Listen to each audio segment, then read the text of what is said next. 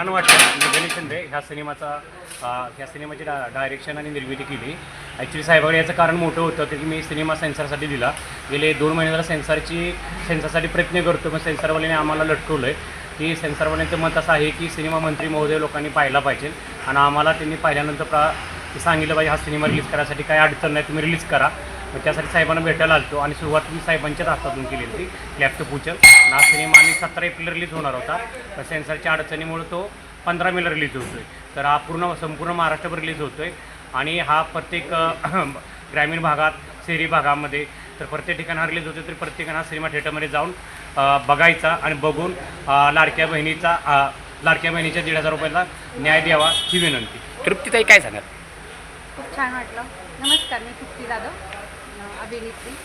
आज आम्ही लाडक्या बहिणी या पिक्चरसाठी सरांना भेटायला होतं, एकनाथ शिंदे सरांना. त्यांना भेटून त्यांनी खूप छान स्वागत केलं. अभिनेत्री सारिका जाधव. या लाडक्या बहीण या चित्रपटामध्ये माझी छोटीशी भूमिका आहे आणि सगळ्या लाडक्या बहिणींना माझी विनंती आहे की तुम्ही सगळ्यांनी थिएटरमध्ये जाऊन 15 मेला पिक्चर बघावा. थँक्यू.